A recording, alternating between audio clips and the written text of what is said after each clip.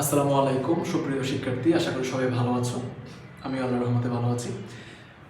আমাদের সম্মানিত অভিভাবকবৃন্দ, শিক্ষার্থী এবং যারা যারা আমাদের ভিডিওটা দেখছেন সকলের প্রতি হচ্ছে প্রীতি শুভেচ্ছা জানিয়ে আমি আজকের ভিডিও শুরু করছি। আমাদের আজকের ভিডিওটা মূলত হচ্ছে মেডিকেল অ্যাডমিশন জার্নি নিয়ে, মেডিকেল অ্যাডমিশনের ব্যাপারটা নিয়ে। আসলে 2025 সালের যে মেডিকেল এক্সামিনেশনের যে রেজাল্টটা আমরা এই যে হাতে পেলাম মাত্রই গতকালকে, সো এই রেজাল্টটা পর্যবেক্ষণ করে আমরা একটা জিনিস ক্লারিফাই করলাম, সেটা হচ্ছে মেডিকেলের যে কাট মার্ক সেটা মূলত আপ ডাউনের মধ্যেই থাকে। কিছু সময় কম হয়, কিছু সময় বেশি হয়।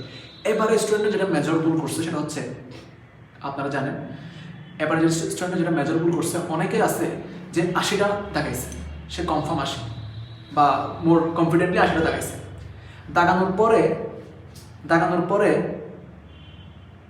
সে হচ্ছে আর রিস্ক নিতে চাই নাই, আর অল্প বেশি কিছু দাগাই নেই মার্ক, হ্যাঁ অল্প মধ্যে হচ্ছে চলে আসছে, সে রিস্ক নিতে চাই নাই। কিন্তু পাশে এসে দেখা গেছে তার মার্ক হয়তো বা হচ্ছে 74, 75 বা হচ্ছে 73 পাইছে, 80টার মধ্যে 73, মানে ভালো।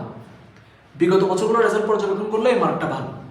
কিন্তু এবারে এসে যেটা হয়েছে, এবারে কাট মার্ক ইস্যু হয়েছে 73.75 থেকে, মানে 73.75 মার্ক থেকে আমাদের এবার কাট মার্ক শুরু হয়েছে। তাহলে যে স্টুডেন্টটা পরীক্ষার হল থেকে আশা নিয়ে আসছিল যে আমি 70+ পাবো, তার মানে আমার মেডিকেল মানে চান্স পাওয়ার একটা আশা আছে, সে কিন্তু আলটিমেটলি এই যাত্রায় এসে সে কিন্তু কী করতে পারে না, ভালো করতে পারেনি।